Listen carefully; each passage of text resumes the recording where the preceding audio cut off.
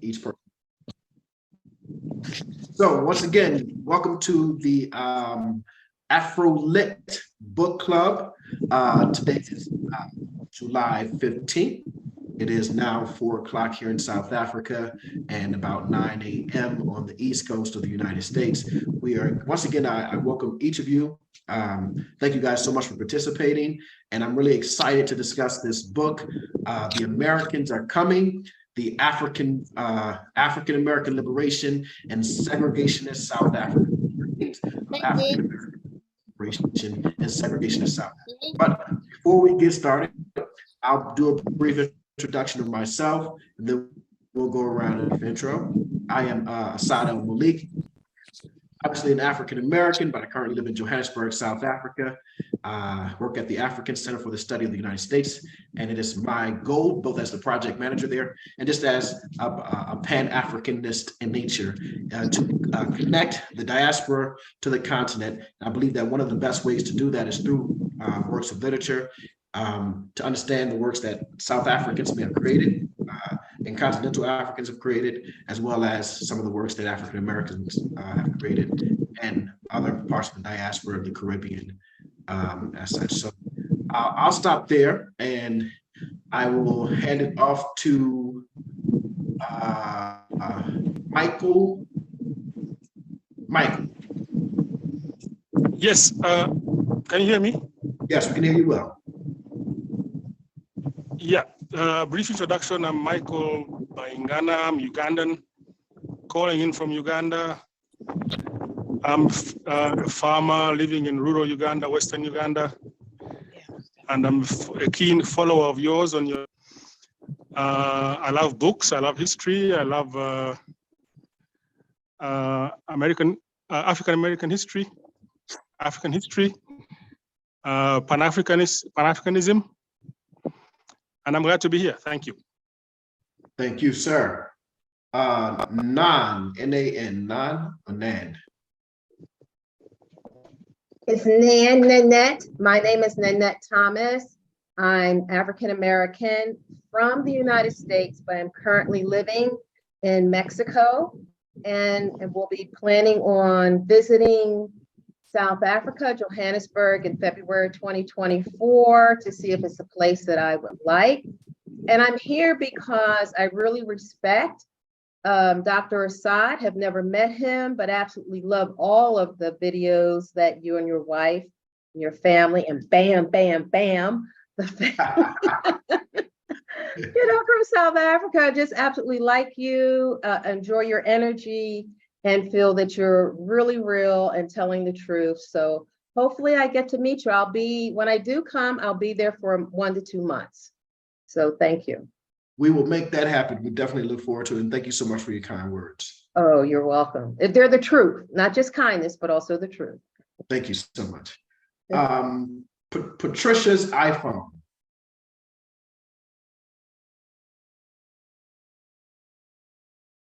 Okay, maybe she. Well, is she okay? Patricia. Hello. Yes. Good morning. I'm Patricia Martin. Hi, Dr. Assad. Hi to your wife as well. I've been watching you guys for the last 2 years. Basically, you guys got me through the pandemic because I've been wanting to escape. But I'm here in Metro Atlanta, and I'm at work, unfortunately. You know how it is in the USA. You got to do more than one thing. So you got to give like 6 months ahead just to get off for one day. So I'm doing this on my lunch break. But I want to just say thank you so much. And I'm really excited to be a part of this awesome book club. I know it's going to be awesome because you and your wife do everything in excellence. And that's pretty much what I want to add, other than I am planning to eventually visit and possibly locate or retire in Republic of South Africa. Oh, man. Well, thank you again for your kind words. Thank you. Look forward to you guys visiting. You're welcome. Sino. Hello, everyone. Hey, Sino. Hello, my name is Sino, and I am from Johannesburg, South Africa, currently living in Krugersdorp. I have been watching the channel since I think your first video, not your first video, but when you shared the story of you driving from OR Tambo to Krugersdorp, Oh, yeah. the national park, yes. And so I've been a fan of the channel since then. And I am a lover of books and film, television, as well as history. My parents are teachers by profession. So I grew up around a lot of books. And so I'm just here to learn and share ideas with everyone else. Thank you. Thank you so much for being here. Trina King. Good morning, everyone. I am Trina King. I am an African American I'm from New Jersey, but I currently live in Potomac, Maryland, right outside of DC. I am an avid reader. I'm a Pan-Africanist. I'm a big fan of Dr. Assad and Adrian. Love brands and black hands.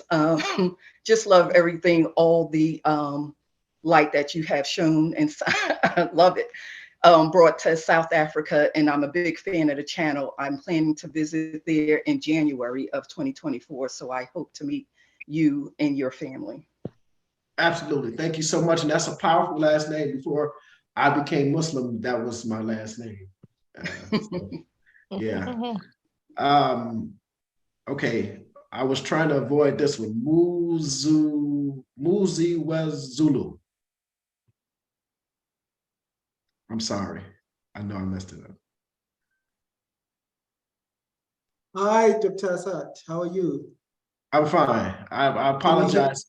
Can you pronounce your name for me? You pronounced it very well. It's Mzuzi Wezu. Okay. Mzuzi Yes. Wezu. Yeah, I'm trying to turn on my camera so that at least I can be visible. Yes, just an intro. I am Zuziwe Zulu, Ghana. I'm from Johannesburg, but currently living in Pretoria. Okay. Yeah, and I'm a very keen fan of yours. I almost watch all of your videos, and I laugh all the way with you guys and your wife, Adrienne. I just have to put this disclaimer. I'm single. I'm looking forward to have an American wife at some point. Well, best of luck to you, my brother. Best of luck. We have FC.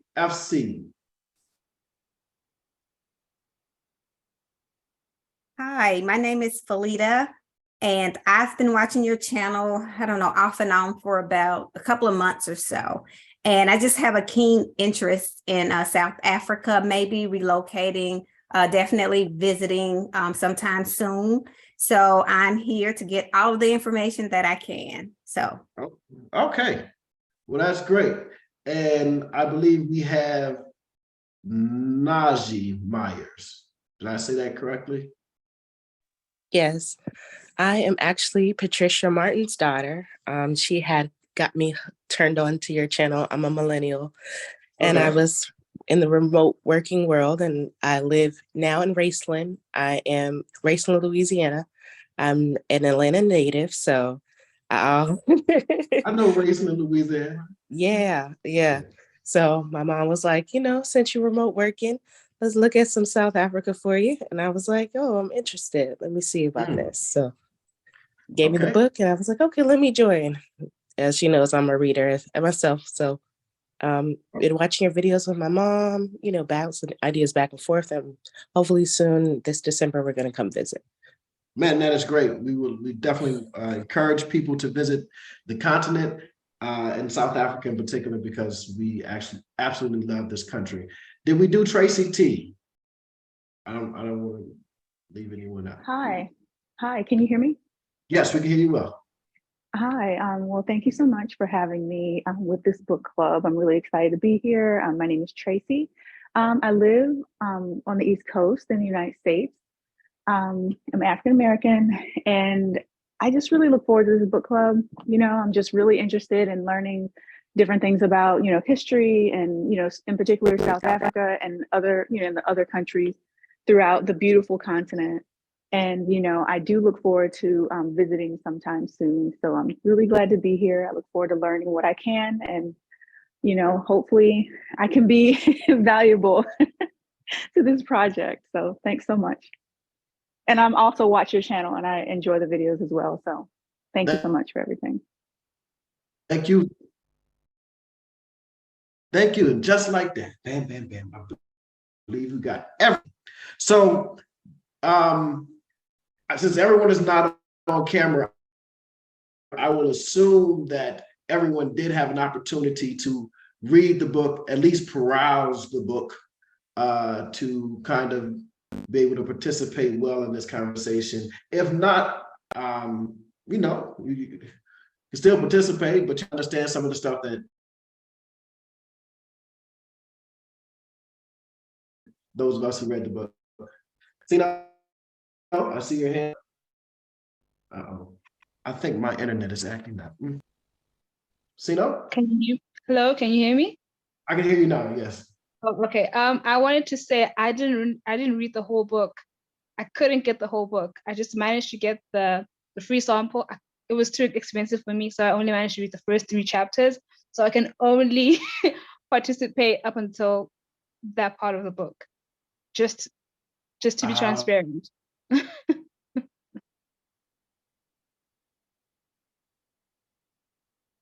That is fine. That's fine. Okay. You know what, y'all? I think I'm going to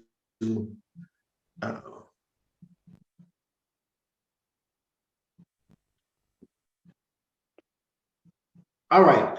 So I went off camera because my internet is telling me it's unstable. And I think sometimes I've learned from all of these Zoom calls that we've been doing lately, that if you're off camera, it lowers your bandwidth, whatever, and it stops the unstableness of the internet. So Michael, you have your hand up? Yes, I just saying I didn't read the book either, so I just listened in then. Okay, no, it's fine, because I think for those of us who have read the book, it is possible for all of us to participate in the discussion. And here's what I'm going to do. Mike, I'm going to put you on mute because I can hear that wind. 1 second. So what I can do is give a brief kind of background of the book, and then I have 4 questions that I have selected that I would like to start with the discussion, and then we can have just an open discussion about the book if everyone is okay with that. So The Americans Are Coming, Dreams of African-American Liberation in Segregationist South Africa by Dr. Robert Trent Vinson is really an astonishing exploration into the relationship between African-Americans and South Africans. And he defines African-Americans as the American Negro, to include both African-Americans as well as Caribbean, our Caribbean brothers and sisters, because there's an extensive chapter on Marcus Garvey, who is from the Caribbean. This book covers a period from 1890 to 1940, which I thought was truly extraordinary. When I think of 1890, we know that it's just less than 30 years outside of slavery. So African Americans are like really newly freed. They have children who are being born to parents who are literally slaves their entire life. And for there to already be a connection between African Americans and South Africa in particular is astonishing. Vinson points out that in 1862, there's documented evidence in 1862 of enslaved African Americans being brought into Cape Town. So even before the end of slavery, African Americans were engaging with South Africans. So this half a century, as it describes it, before World War II, we have African Americans engaging in South Africa, and Black South Africans engaging with African Americans. So Vinson's work, he kind of points out to some of these notable figures in African American history: Booker T. Washington, W.B. Du Bois, and Marcus Garvey, who kind of played pivotal roles in this intricate tapestry. These individuals, hailing both from the United States as well as Garvey coming from the Caribbean, had a profound impact, Vincent argues, has a profound impact on the social and political landscape of South Africa. Moreover, Vincent explores these certain religious notions that were prevalent in specific circles and how they intersected with the political ideologies of white supremacy in South Africa. The book examines these complex themes of identity, including the honorary white status bestowed upon African Americans and the distinctions between African Americans and Africans themselves. So I'll stop there. And I have a list of few questions that I think could help spark this conversation here. So does anybody, before I do that, anybody want to jump in, comment on the intro or their initial thoughts on the title of the book or the subject matter of the book? Yes, I will. I'm sorry. Go ahead, Trina. Oh, okay. I think it was interesting. It was African Americans that were there, but a lot of the people were more so from the Caribbean. Yeah. That I noticed in the book while reading the book is that it was more so a lot of Caribbean, our brothers and sisters from the Caribbean, that also made a significant impact on coming back and really bringing everything that they learned back to the continent. Definitely.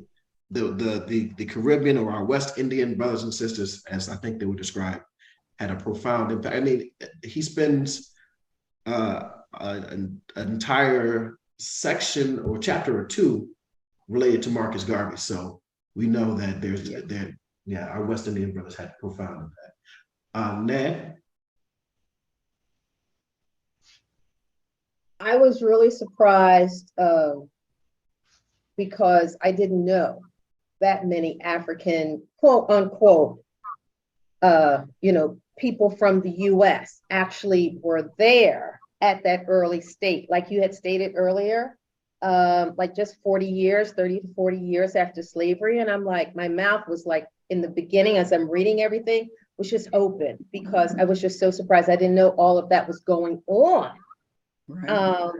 Looking at my own personal history, looking back and have done some situation, I'm going like, we didn't go anywhere. So it was very, very interesting that so many people that were previously enslaved had an opportunity to go, especially that minstrel group or the singing group. That was yeah. Yes. And the entire book, I didn't finish the last few chapters, but what I had read, I was just amazed. And when we get into the whole religion thing, I have something to say. But anyway, that's it.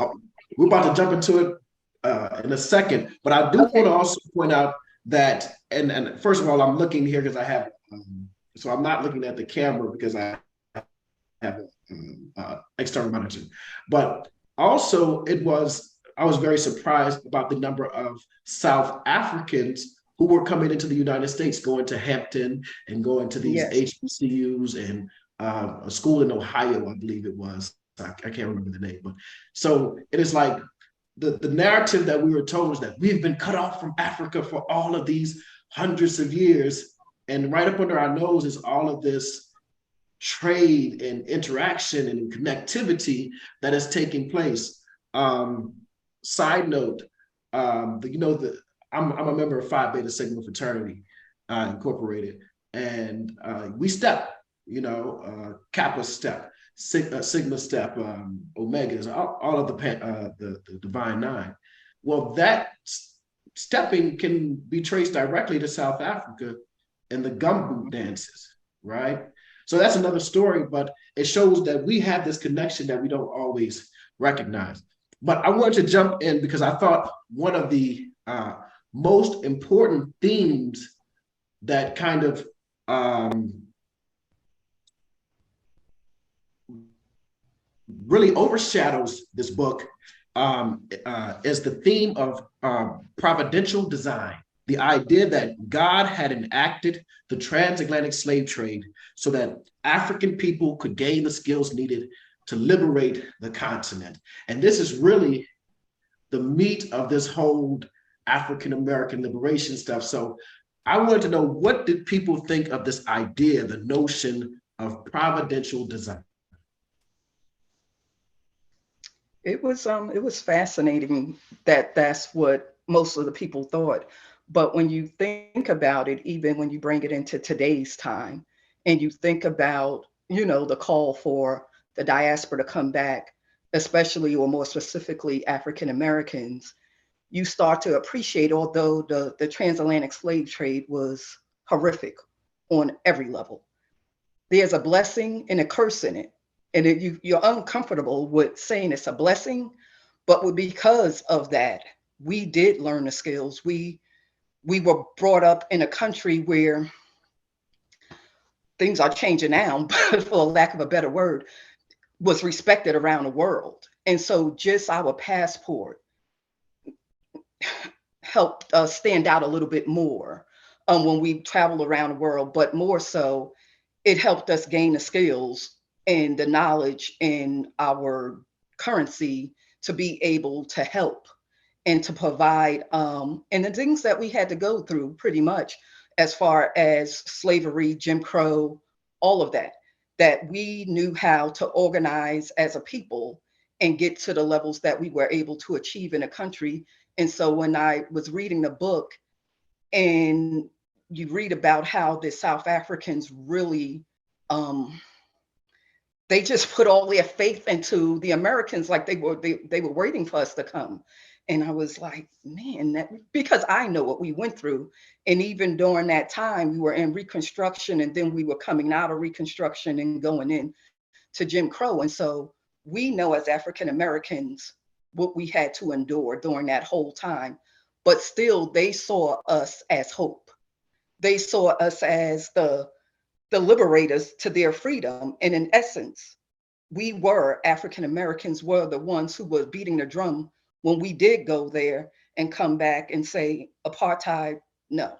And so it was just fascinating to read about all of that, just knowing that back during that time, they were looking at us as with a sense of hope and pride. And I get it because of where they were, but we know what we were enduring at the same time. So you never know who you are inspiring because of your circumstance. We wouldn't have known that. Someone told us, like, just to read about it and know that we were going there during that time. And then to know that, our brothers and sisters who were there were looking at us for a way out. Definitely. So Najee, I see your hand raised. Yeah, when I was reading the book, about kind of provincial design, I was kind of like alarmed a little bit, because what it was to me was, we're going to tell the natives that these Black people are better than you. And the reason why they're better than you is that they have now taken whatever social structures from, slavery, that we were now able to replicate what I would say kind of the white structure, and say, hey, this is a civilized version of yourself. Whatever you're doing here is not. You should be more like them. Until it was, okay, the people, the African Americans that was saying, hey, just want to let you know, there should be a love of self. There should be a love of progressing your people in your community. And then white people were like, no, they're extremely bad. So anything that was of high levels of accomplishment or goals, or I would say Black exceptionalism, all of a sudden, once we were not seen as, oh, they're the honorary whites, now let's get them out. So I saw like multiple attempts and saw that African Americans, we tried to come back there. We tried to kind of put these structures in, give them, do schooling and things, but it was not even supported by the US consulate and government at the time. So they were like, you on your own. And I was like, this is crazy to me. Not that it felt as if, as I got later in the book, I saw more and more that the South African people had to get into more radicalized ideas that was seen in the perception of that time. That was like, we tried the Booker T way, that didn't work. We tried the W.E. Du Bois kind of a little bit way. Now we have to go to what we see is the radical version of that time. And I was just kind of shocked that, you know, after those failed attempts, then that pushed them to kind of more the radicalization of things. So I would, you know, after the 1940s point, I would like to kind of see, or if there is some type of book, to see how that transcribed into, you know, what we know, my generation knows as the Nelson Mandela, that radicalism of that movement and pushing past apartheid and seeing kind of the roots in that. But I was just really shocked by that. Sorry, my voice is going in and out, guys. But it was just kind of really shocking to see how they can tell these people who are of Native and design that they're better than you. Was just very shocking to me. Yeah, I absolutely agree. Michael. Michael, you're on mute. Michael, you're on mute. You got to unmute yourself.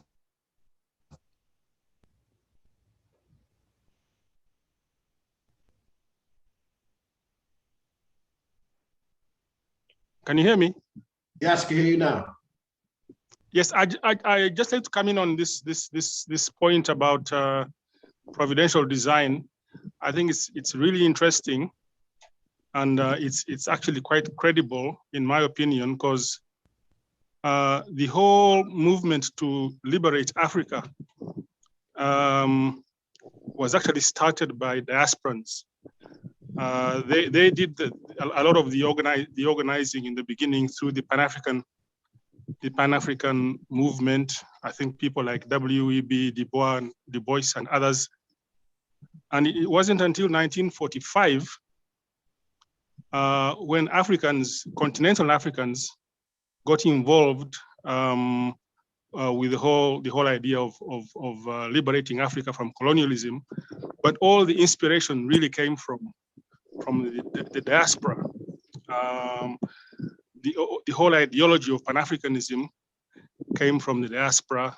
The whole idea that it was possible to be free from colonialism really came from the diaspora.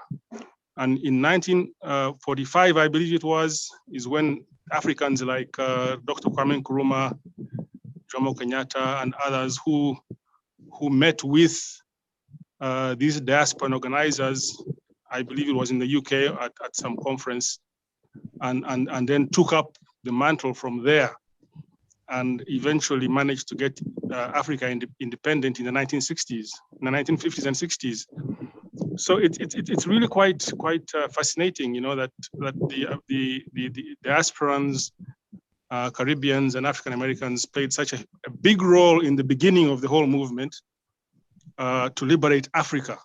It's a big historical fact, and I think even today, I speak as a continental African who's been following a lot of you African Americans on your YouTube channels and learning so much from you, being exposed to so many different different views of the world, and I really think that African Americans will have a huge role to play in ultimately freeing Africa even from imperialism and all the other issues that we still do have. So I think it's a very interesting idea, really. Thank you for listening to me. Absolutely. Nan, I know you said you had something to say. I don't know if you wanted to jump in on this topic of providential design, which is really a theological kind of ideology or idea. Yes. So when I read it at first, in the first few chapters, and I was like, oh, okay, but it kept that major theme of providential design. I was like, okay, wait. What happened to and I know what happened, but I was like, what happened to the the original, the native, if we were in South Africa, right? You know, I mean, yes, there was the Dutch and then there was the British that took over, but where are we going back to who they know who they are, what their spiritual aspects were?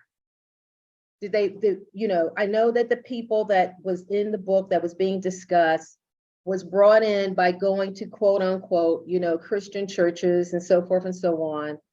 And I'm not sure, because the book didn't, at least I didn't read that part, didn't say, you know, like there were also some natural, original spiritual aspects that was brought on by the Africans in South Africa, which to me would have like tempered a lot of the Christian situations that was being spoke of.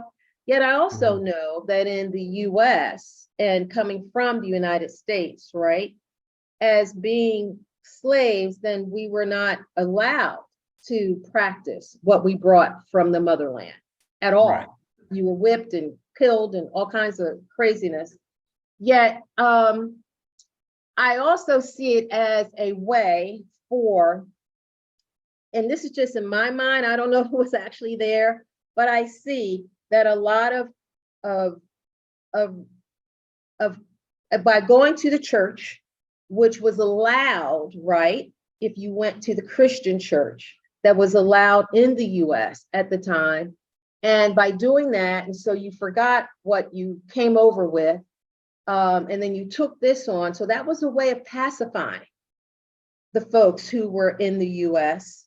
And then you brought that and you took that and you wanted to pacify, and you talked about, you know, they were talking about, you know, and God God said this and that and the other. And I'm like, that's not the God I know. So it, you know, I just have this thing anyway regarding the whole situation that said that you came and we came, and because of this, and you know, regarding the whole situation around the churches and the Christian theology of what that happened, I'm like, okay, go back to your source, which wasn't Christianity in the very beginning, and then we can talk. So that's me and my idea about what was written, because I had a problem with what they were saying. I understand about W.B. Du Bois, I understand about Booker T. Washington, I understand about you know, Marcus Garvey and where they were coming from, and I also understand that provided a place for them to be able to get from the US to South Africa. Yet somewhere in there, I hope that there was one or two people that may not have been written about in this book that said, okay, you know, how we need to go is go back to our source, the source that we came up with originally. And regarding the information that Michael shared about, you know, being radical, yeah, you have to get radical, because it was always a situation of like, and it was even like this in the US, you know, well, if you do what we say, and you belong to this particular kind of church, and you think about this, and this is how our Bible, you know, brought it about, and it was the King James Bible, it wasn't the Bible, whatever that is. So it was just interesting. That's a whole nother way of me looking at situations regarding the religions that are out there, and they could have taken on other religions that were in Africa, but they came across with the Christianity. So I don't know if I'm making sense, makes sense in my head, but okay. No, yeah, absolutely. I'm with you, and I just want to jump in and give my Okay, go ahead, brother. Go ahead, brother. Zuzu. Yes, yeah. Zuzu. Yeah, Dr. Assad, just to make it simpler, just call me Zuzo, Z-U-Z-O. Zuzu, I got you. Yeah, that's my other name. Sure. Yeah, I got you. Yes, yeah, just to give a comment regarding the interactions between African Americans and South African. I'm an engineer by training, so more on the technical elements part of things, but not a historian per se. This is just another disclaimer that I need to put. But from my reading of things, especially regarding the topic of the providential design, is that I read a letter by Willie Lynch, The Making of a Slave, and that letter, in actual fact, was translated into the architect, the people who designed apartheid were following this form of how to make a slave in the US, and they actually, it was a copy print of what was applied in South Africa in general when they were designing the whole apartheid societal engineering that took place in South Africa. But what is most important is that I'm taking notes that the architect of the apartheid system in South Africa didn't want an interactions between Black Americans and Black South Africans. And even till to this day, I still believe that there's a lot of sensitivity regarding an influx of Black Americans coming into South Africa, because they know that you are most likely coming from a very advanced country in the world, the most powerful country in the world, and your confidence levels are extremely high, and you don't have a barrier of communicating in English, and you are very verbal, and you always put your ideas across no matter what. And us in South Africa per se, I remember John Langalibalele Dube, he had some interactions where he went into the US and he came across the Booker T. Washington. And Booker T. Washington had a very great influence on John Langalibalele Dube, and who came into South Africa to come and establish the African National Congress, a movement that was established in 1912. These guys who were there prior to the Mandela group, because the Mandela, the generations of the Mandelas were younger than the John Langalibalele Dube.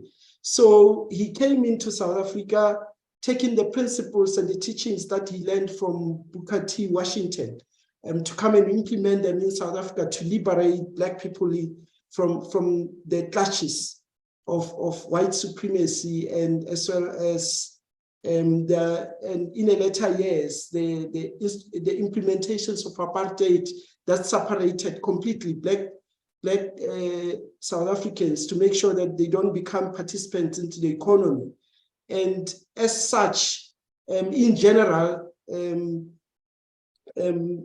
my take point, the point that I'm taking home is that the white structure in South Africa will be extremely sensitive towards the interactions between Black Americans and Black South Africans, because our country are extremely similar in terms of the racial segregational designs and as well as the locality, where they separated Black people in terms of from white people in terms of locality. All those designs, I think, it's just a carbon print of what happened in the US and what is happening in South Africa. It's extremely the same and it's extremely similar. And this is just what I wanted to say in short. Thank you, thank you. Anybody else have a comment on providential design? Well, I wanted to jump in and say, I think everyone had very interesting points. Najee, I think you and I may be closer and the way we saw it. I saw this promotion of this Black exceptionalism, but even before that, I'm very leery of a theological doctrine that says one has to be enslaved in order to be elevated.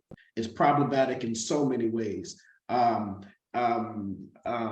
forget his name, but he wrote about the difference between Christianity and the actual plantation religion, right? So Christianity in its purest form is a very beautiful, peaceful, and merciful religion.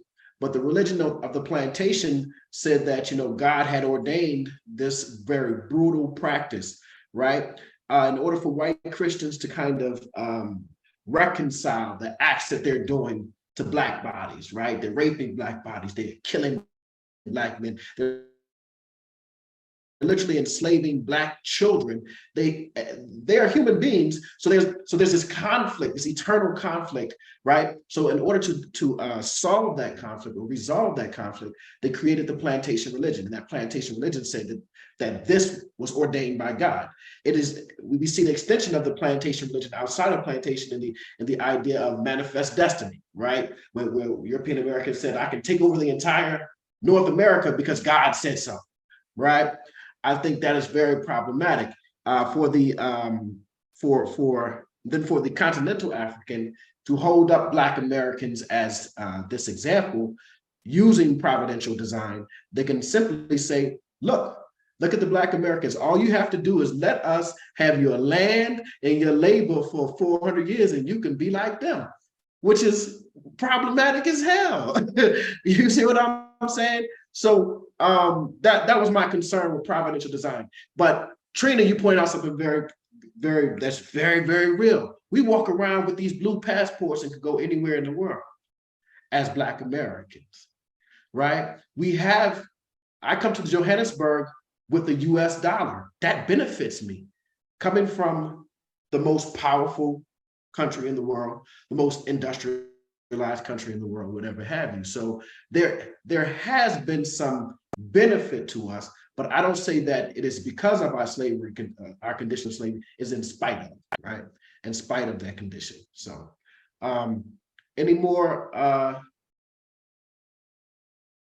on this topic? I just want to add three something. More questions, and then we can get an open discussion, but definitely don't want to keep us here all day. Go ahead. Okay.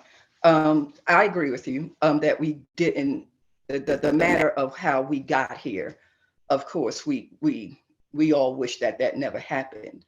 But the fact that it did, and the fact, because from my point of view, what I see it as if the white man came to Africa and never took any Africans out, the continent would have been colonialized, and then what we have, and I do believe we would have the strength because we are the people, but what we have gotten as far as we have without a group of us being taken out, learning what we learned, and then and not saying we learned it only because the white man taught us, but we learned it because we taught us and then brought it back to help liberate our brothers and sisters, because they had now an example, a blueprint of what to do. That radicalization, that came from Black Americans.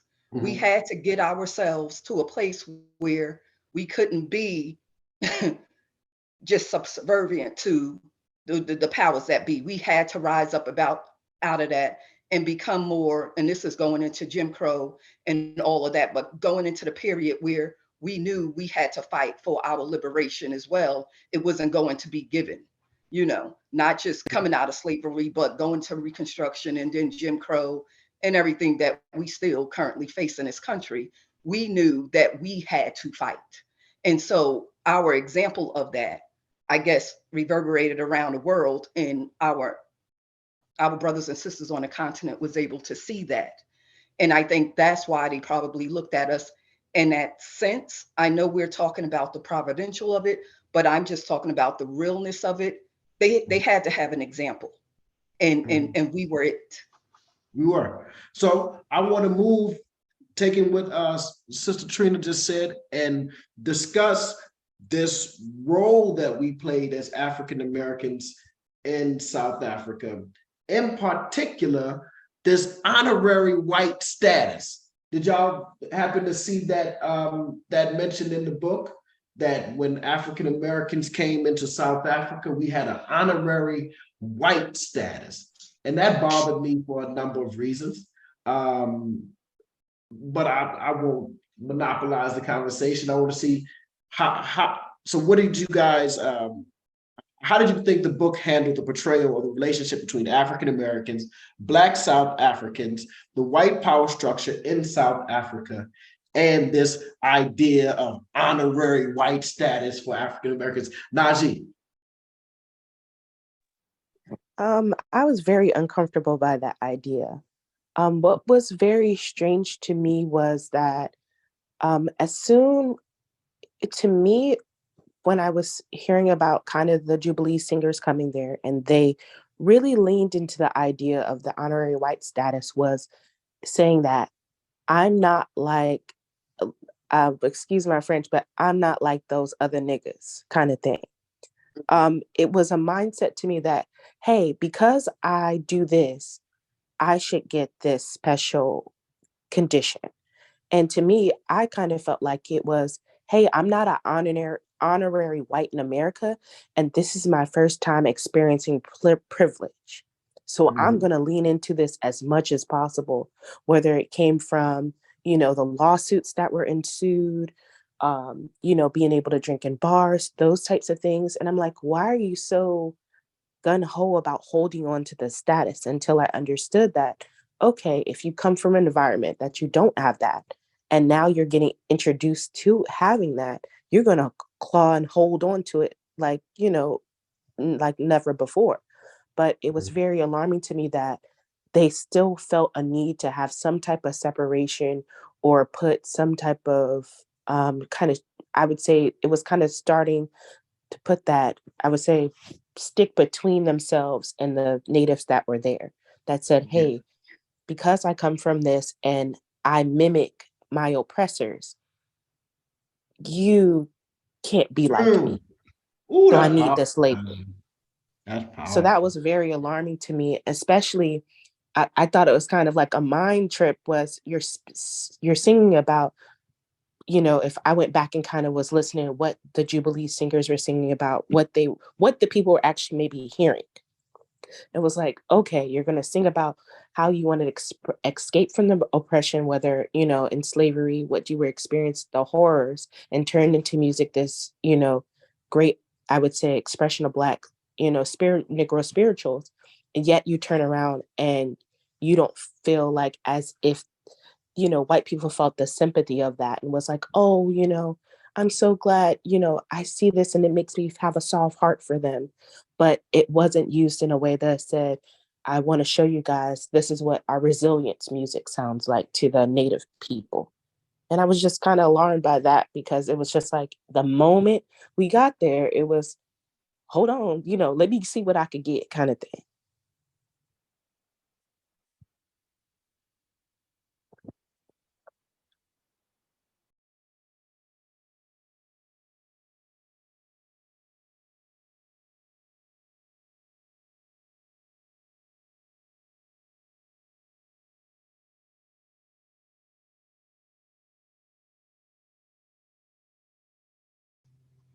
I think we probably lost Dr. Assad. Yeah. I see someone with their hand up. I think that person can jump in. I'm not going to butcher your name, so I'm not even going to try to say it. But I see someone has their hand up. It's I just switched from my phone to my computer, so that's why it's just my name and my surname. I just wanted to pop onto what Naji was saying, and it's interesting that I think that to this day we still have this phenomenon where African Americans in South Africa are viewed as better than the Native African, and I think I'll bring it to a, how can I put this? I'm thinking of how in the conversations that I've had with friends, and how we view you guys. I hate to do this. I don't want to say a you versus us kind of thing, but just for the purpose of this point that I'm trying to make, just bear with me. How we view you guys as being I'm just going to say being better, in that you have had the education, or at least have had the proximity to the education. I don't know how well it has worked for you guys. I don't know how much it has helped your communities, but it has, at least in our view, through your media, has shown us to be that in many ways you are better than us, based on just like the music videos we see, the movies, the television series that we are shown. And so you have, at least when I was growing up, well, this say, forgive me.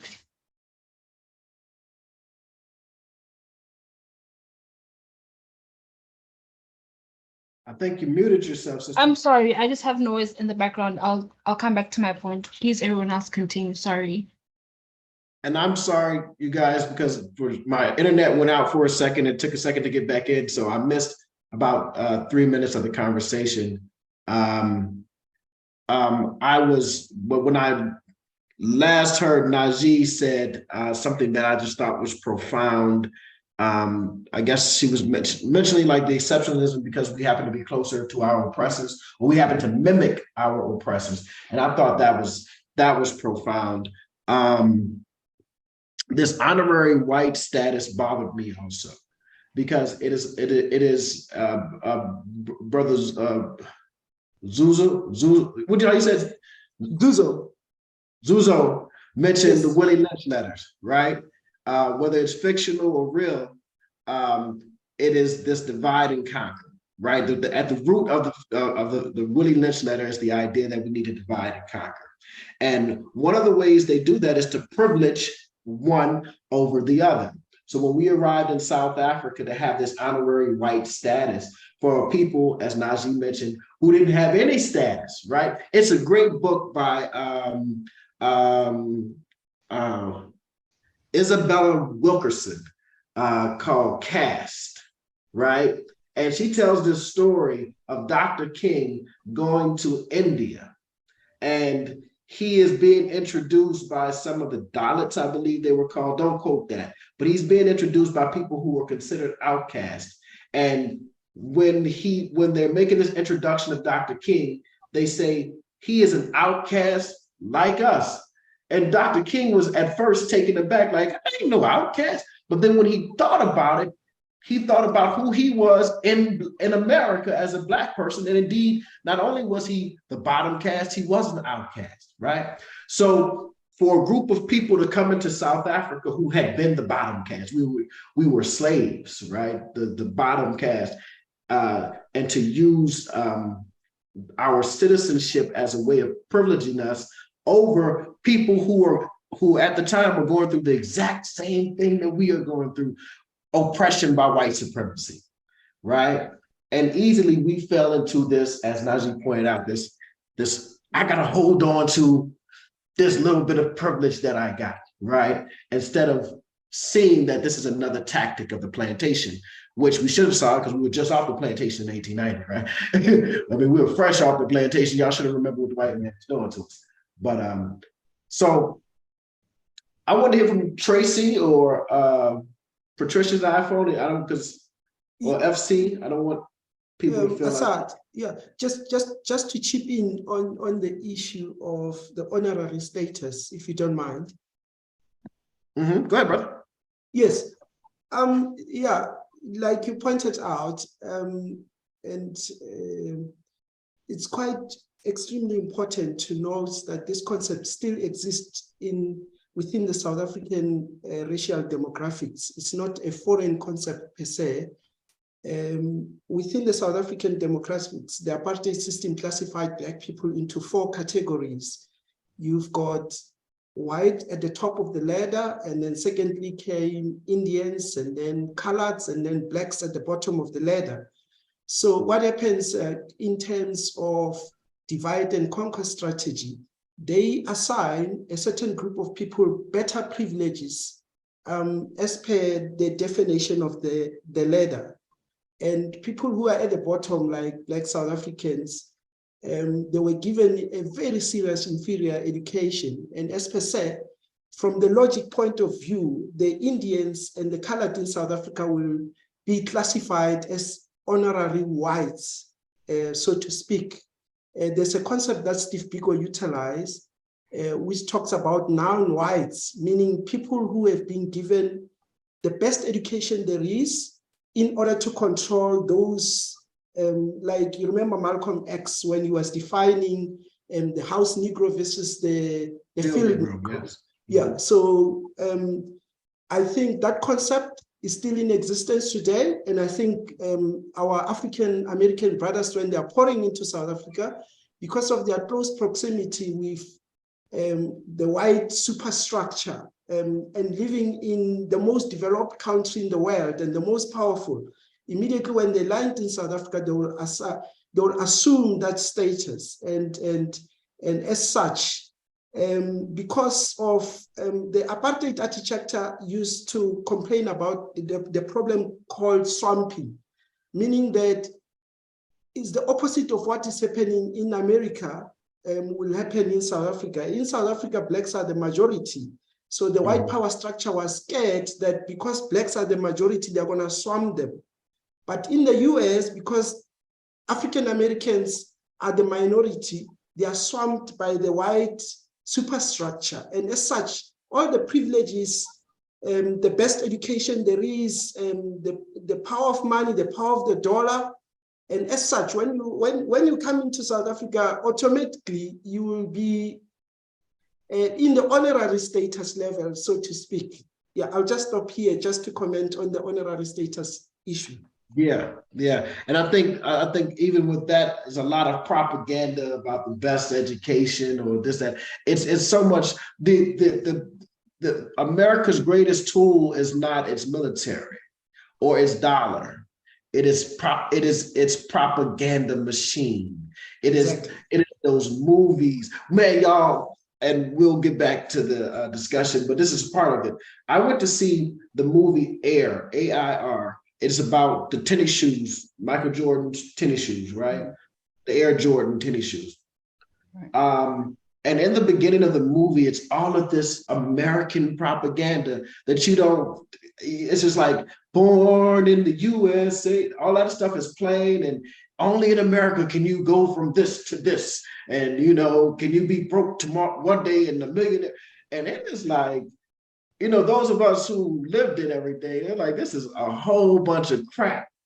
But it is propagated to the entire world. Even someone mentioned the rap music stars and seeing us on TV shows. Like, most of us didn't live like the Cosbys. And most of us didn't live in like the projects or the hood. You know, there is a significant Black middle class in the United States, but the stuff they showed on TV or the stuff they showed with the rappers or the ball players, this is a small subset of a very small subset of African Americans who have actually garnered that amount of wealth, right? Most of us are still, you know, a missed paycheck away from poverty, from homelessness, from being put out of our, you know, residence. So with that being said, when we come here, we come with the propaganda, not necessarily anything. It's not like our education is better. The propaganda of our educational system is what we actually come with, or the propaganda that we have this money or access, or we know all of these things. It's all propaganda, right?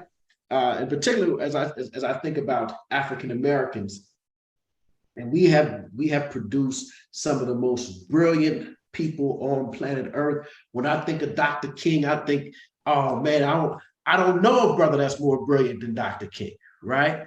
But if we had all this power and authority, we would save ourselves. We can't save ourselves in the United States. You see what I'm saying? If we were that cold, if we were that bad, if we was the baddest Black folk that we say that the propaganda says we are, we would save ourselves in the United States. Right. Okay, now I want to direct this question specifically to the South Africans on the call. In the third chapter, I believe it's the third chapter. And if you didn't read it, it's fine, because you can still answer this question. You can still answer it. Marcus Garvey says that South Africa, and this is a quote, is the worst spot in the world for Negroes, worse than the southern states in America. Why would he say that? Why would South Africa be considered worse than the southern states in America? And what made Jan Smuts and James Herzog, I believe his name, particularly troubling to Marcus Garvey? Because Jan Smuts was just a street that I drove on. I had no idea who he was, right? I was like, oh, Jan Smuts. And I had never heard of James Herzog. So who are these people, and why would Marcus Garvey say that they are worse? They treat Black South Africans and the conditions of Black South Africans are worse than those in the American South because of these kind of people? Yeah, let me chip in here, Asad. So I'll try and answer your question in twofold. Herzog and Jan Smuts, this is the component of the Dutch Afrikaner colonizers that came into South Africa. And you've got the British component, because remember, the first people that came in here were the Portuguese in the 1400s, and they left, they went back. And somewhere in the 1652, Jan van Riebeeck came in as the second component of the settlers, and they settled in the Cape Colony. And the British came in later in the 1800s, and there was a fight between the British and the Dutch regarding the discovery of gold in the Transvaal, and as such. Before 1948, just to mention this, the Mandela Group and the Sobukwe Group, these guys received the British education. And 1948, the Afrikaner takes over the government after the Union of South Africa, after they fought the British, and there was an agreement between the British and the Dutch to formulate the Union of South Africa. And the agreement were that the Afrikaner will took over the government and they will leave the British with the mines. And just to give a little bit of a background. So Herzog and Jan Smuts, they came from the stock of the Dutch that formulated the government in 1948.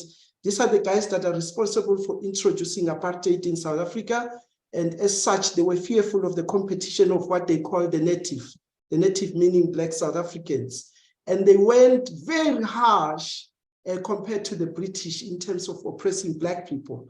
So I think the conclusion that Marcus Garvey will draw from that is that from 1948, from 1912, the ANC, the native people under the umbrella of the ANC went to the Queen in England to go and petition the Queen to make sure that Black South Africans are included into the economy of South Africa, but they failed. And when they came back, and this what happens, is like the Afrikaners took over and they instituted the harshest form of colonialism in South Africa, never to be seen before. And because they were in the receiving end of the British, and as such, for them to regain their statuses, they needed to institute the harshest form of segregation. And the segregation policies that were borrowed from the US in terms of the Jim Crow were then borrowed and implemented in South Africa. And these are the architects, Herzog and Jan Smuts and Verwoerd. These were the Dutch component that instituted this harshest form of colonialism, oppression, and they came up with this plan of taking, pulling out Black South Africans from the main cities and put them in the township. In actual fact, you can read all over the South African main cities, the urban areas. Black people were pulled out of the cities and located in townships. And Steve Biko says that it's a miracle for a Black person to grow up into adulthood in a township, because those townships were deprived of education, they were deprived of the best facilities, they were deprived of the infrastructure, they were deprived of the best education, and as such, we ended up being on the receiving end of all these measures that were implemented by these two fellows that you're mentioning. I'll stop here and just give others a chance to respond. Thanks, Asad. And anybody else want to jump in? I think you did a phenomenal job of explaining that and why Marcus Garvey would come to that conclusion. Yeah, you know, I just thought it was interesting. Anybody else want to respond to that? Because I have maybe one more statement and then we can kind of have an open discussion. and then we can maybe wrap up in the next 15 minutes or so, because I don't want to hold everyone here all day. But there was, I believe it was Najee again who mentioned earlier, she wanted to know what happened kind of after the 1940s, right? Well, prior to the 1940s, Black Americans coming into South Africa, African Americans, fell out of favor with the white power structure, obviously. So, so Jan Smut, who was, I guess, was he a prime? I don't know what his title was. Was he prime minister? A prime minister, yes. Yeah, he was prime. So Jan Smut and others basically effectively banned African Americans from coming into South Africa. And this is what happens well before the 1940s. They instituted this, the Free Church of Scotland, according to Vincent in his book, called African Americans a danger and an evil to South Africa. So when we ask, how do we have these ties that start in 1890, right? And then we look up, you know, in the 50s and 60s and 70s, and we don't know anything about South Africa. It's not until Gil Scott Heron makes, you know, what's the word, Johannesburg, that we know anything about it, right? So it was a purposeful and a tactful decision by the South African white supremacist government to exclude African Americans from coming into South Africa. So we were purposely broken up again, right? We were broken up during the continental Africans and African Americans were broken up during the transatlantic slave trade, and when we started establishing these relationships with Black South Africans, we're broken up. So I just want to get someone's reaction to that.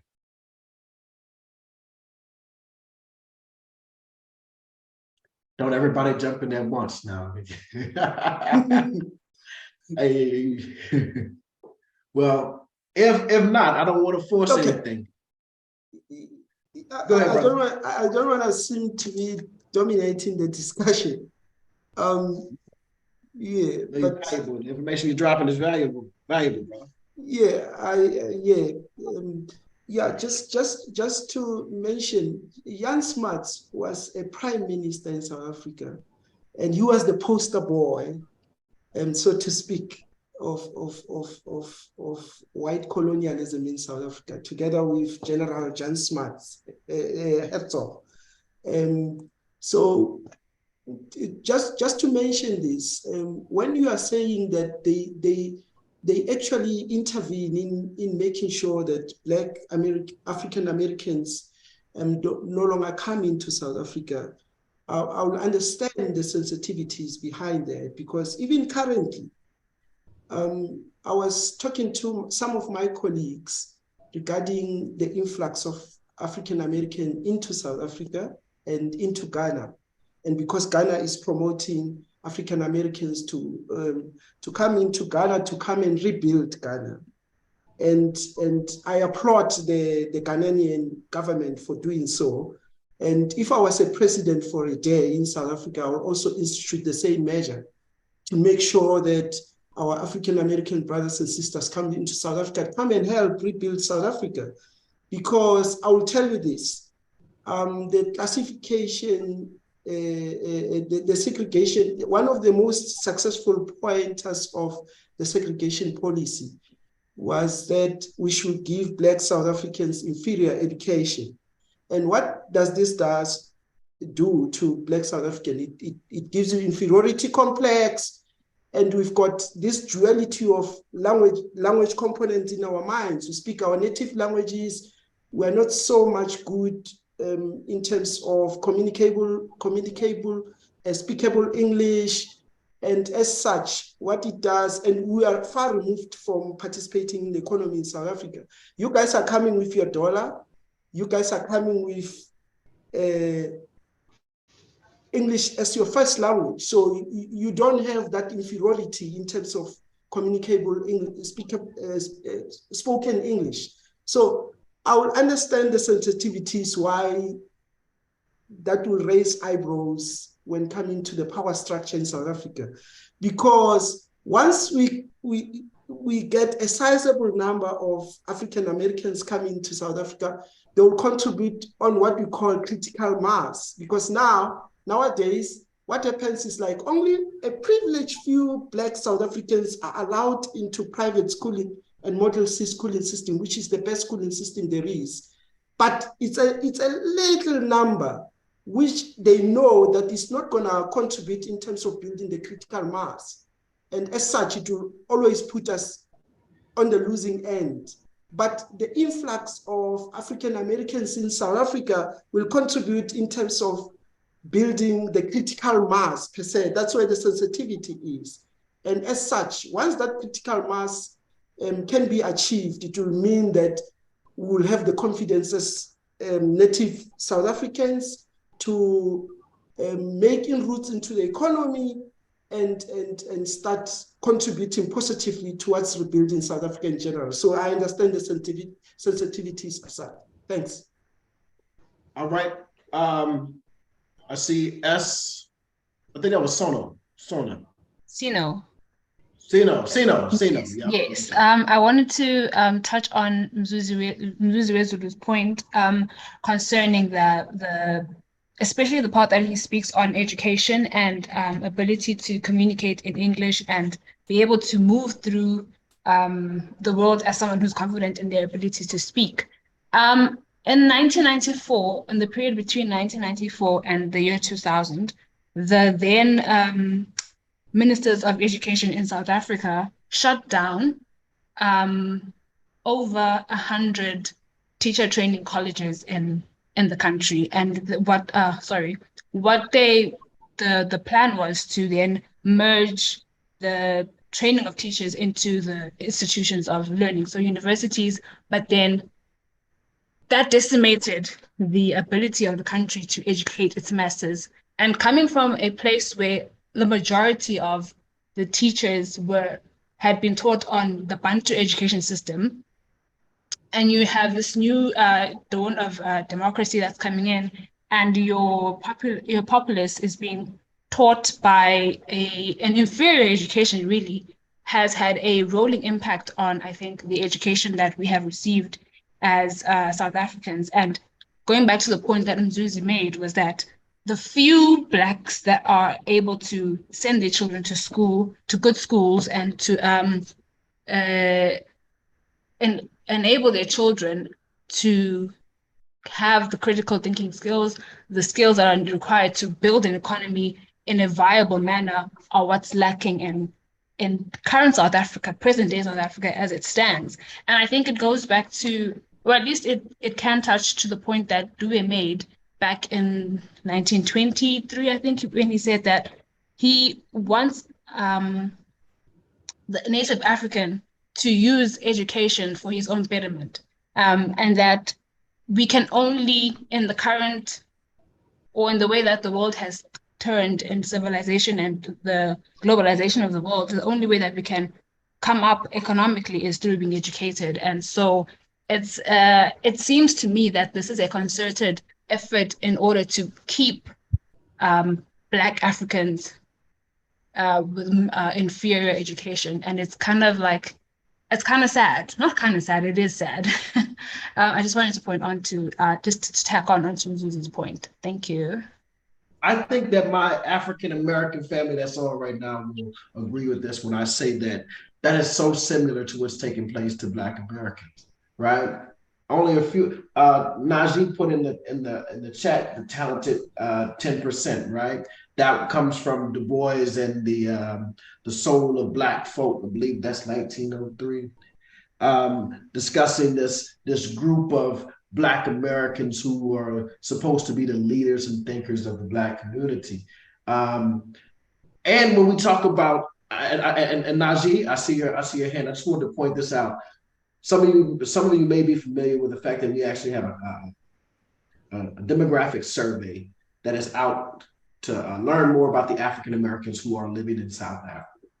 So far, on the preliminary data, and the survey has been out now for a couple of months, what we see is that we are getting For instance, the number, like the percentage of African Americans respondents to the survey that have a bachelor's degree is about 95%, with many of them having graduate degrees.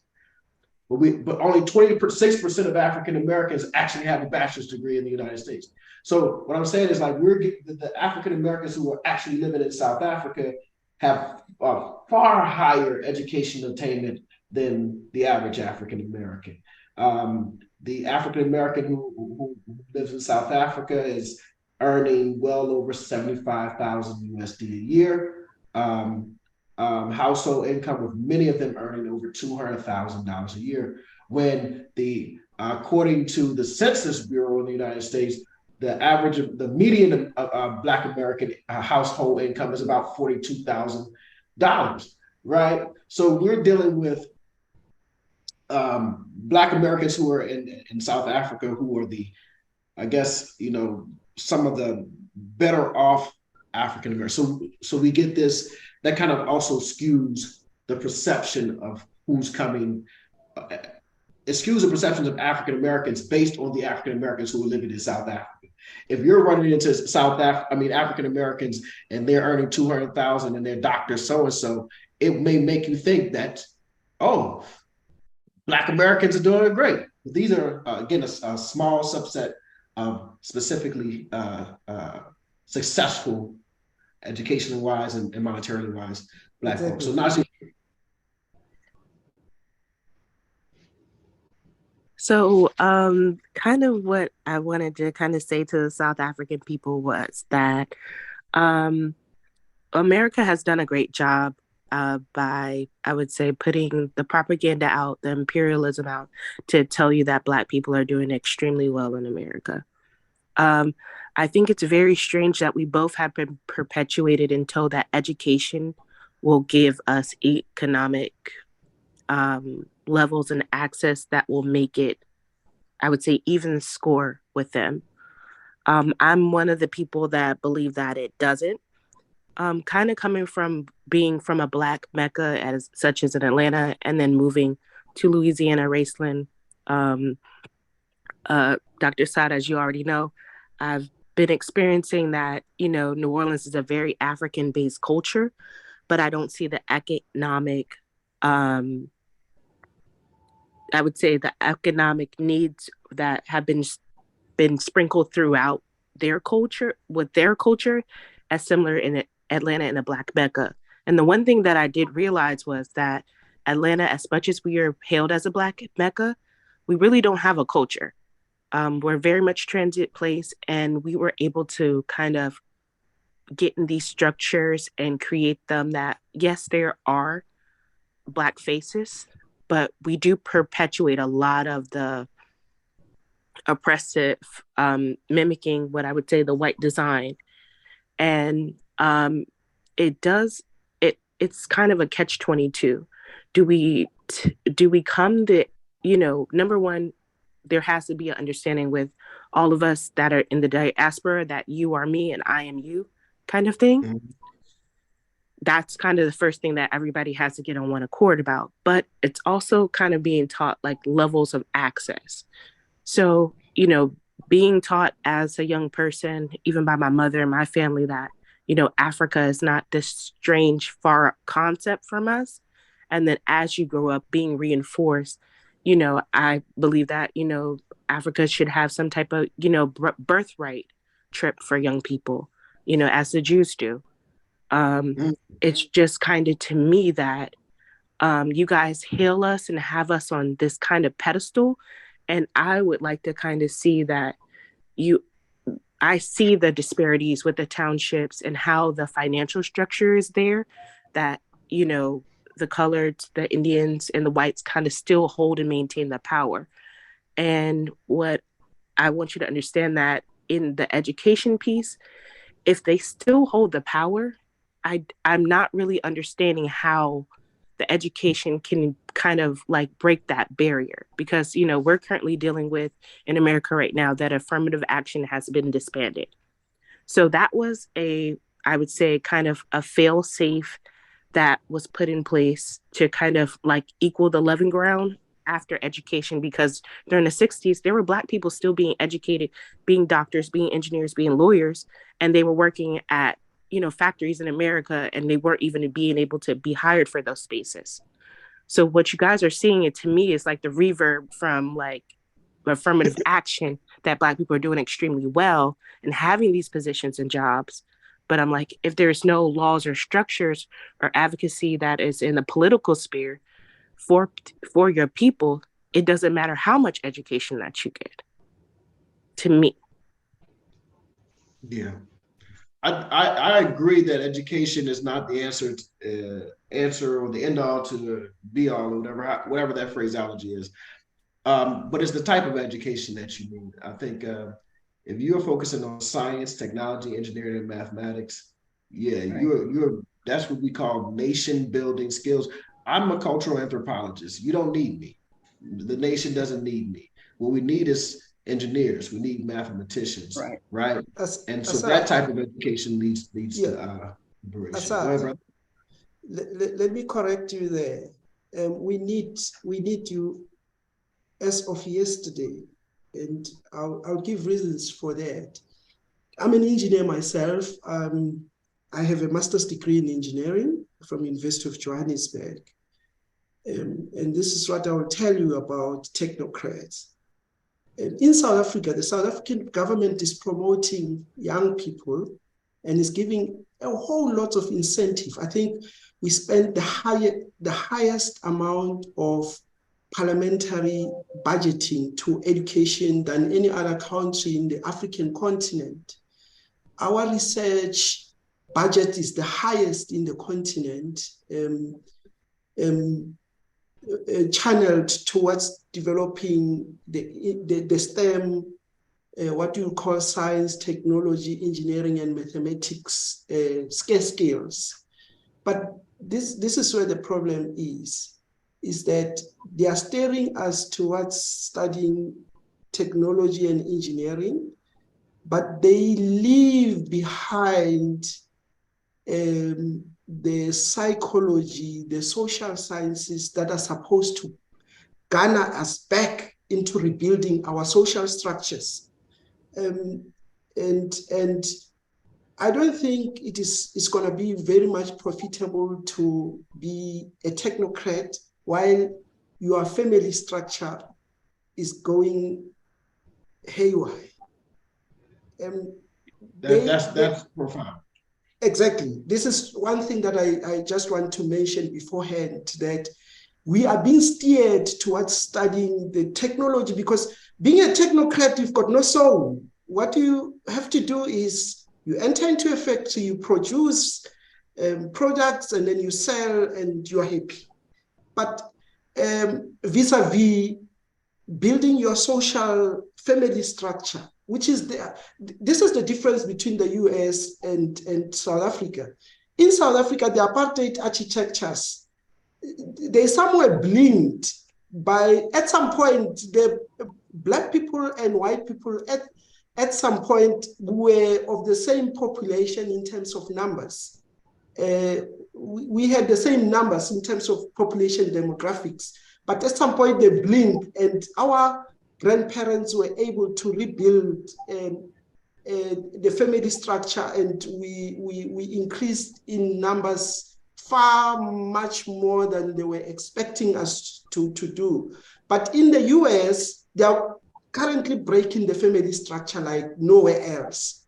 And the difference is you need to go back to rebuild the family structure before you can entertain the issues of making people to become technocrats and robots and all those things. So this is something that I need to put out there, that the family structure is the most important element. And we in South Africa and our grandparents were able to, in actual fact, the most successful thing that our parents did was that our family structures in South Africa are still intact as compared to the US. I definitely agree. So we have now been here 1 hour and a half. So I think we've definitely pushed the time. I put in the messages or the chat Google Doc so that we can get so I can have everyone's email address. And I have an idea, and we can talk about it very briefly now. So there's 2 books, and I don't want to monopolize because I definitely want people to start suggesting books as this book club builds. But there are 2 books. One is by Michelle Alexander called The New Jim Crow, and the other is by Simpize Walsh, I believe is his name. He's a professor at Wits, and it's called The New Apartheid. And I would love to tackle these 2 books together, but these are heavy reads, nonfiction again. But one is again The New Apartheid, and the other is The New Jim Crow. And The New Jim Crow was very popular in the United States. Michelle Alexander was, pretty much everywhere with this book. About a year ago, The New Apartheid was pretty popular here in SA, and I was able to get my hands on a copy of it. But I think again it's available on Kindle. I can double check, but it would be like maybe a 3-part, because you can't tackle these books in an hour and a half and have a very in-depth conversation. You can literally spend 3 or 4 hours just on The New Apartheid or just on The New Jim Crow alone. But I would love to see us kind of tackle both of those books simultaneously to look at the comparison, the contrasting of both Jim Crow, apartheid. How does Jim Crow still affect Black America? How is the new apartheid affecting Black South Africans? Because he makes a very profound argument that is now it's an economic, color is still there, but now economics is the greatest divider in South Africa. Is part of his argument. But so what do you guys think about that? And if you don't want to answer now, you can email. You can email suggestions of books that we can read, fiction or nonfiction, by South African artists and authors, and continental African authors, as well as African American or diasporan. I like the suggestions for the book, Dr. Assad, in any order that we start off. We read both of them simultaneously. I have Audible, so I'm just going to listen to it. But what I wanted to offer, and it was one of the younger sisters who said it from South Africa, is that she was unable to purchase the book. So I want to donate. So for people who are unable to purchase the book, as the group grows and the book club grows, I don't want folks to be excluded that want to participate, but probably aren't financially able to always get the books. If we can set up something like that, and put books in Black hands, Dr. Assad, but something that we can do to help those folks who are unable to participate because of financial means. Okay, definitely. Mike, I see you put your email in the chat. Can you put it on the document? There's a link to the document, because once I close out this Zoom call, your email address is going to go away.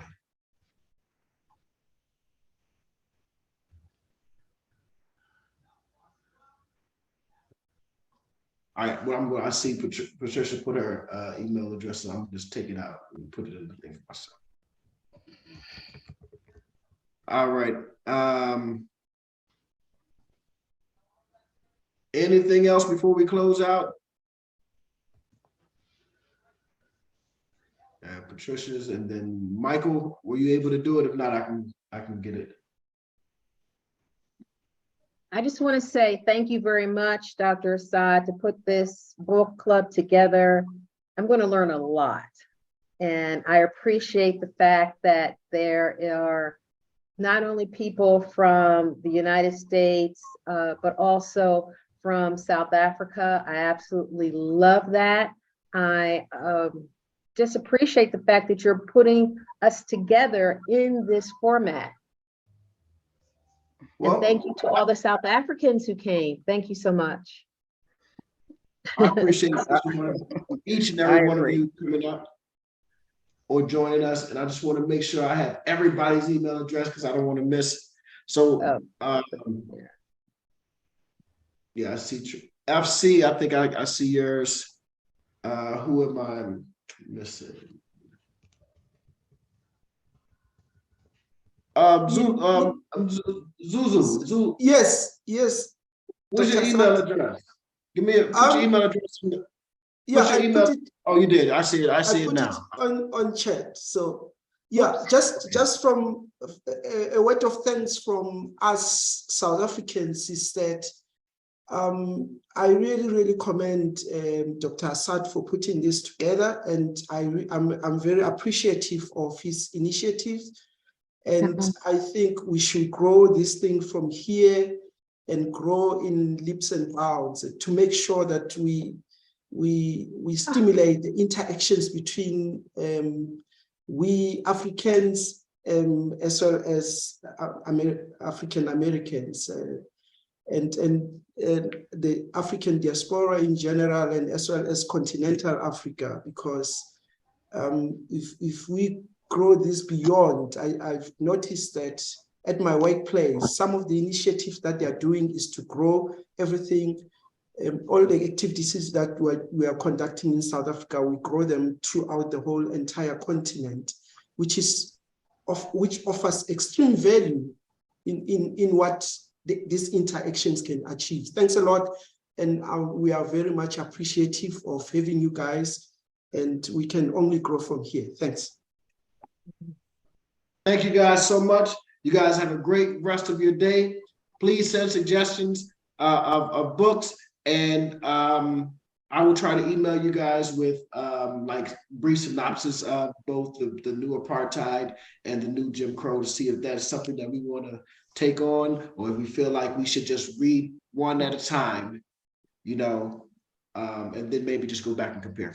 And some fiction books, like I'm not I like nonfiction. I like to read numbers and history and stuff like that, but you find the real cultural exchange comes in the fiction, the storytelling, the narratives that are, not meant to be taken. It's meant to bring your mind somewhere else.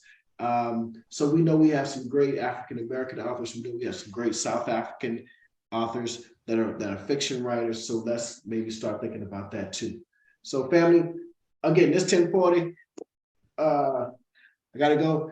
It was great speaking with you guys. You guys have a good one. All right, bye-bye. Dr. Assad, did you see my message? I was unable to. I got you email. Okay. Trace TTRACIX@gmail. Yeah, TTRACIX@gmail.com. There's 2 T's. I got it. All right. Thank you so much, sir.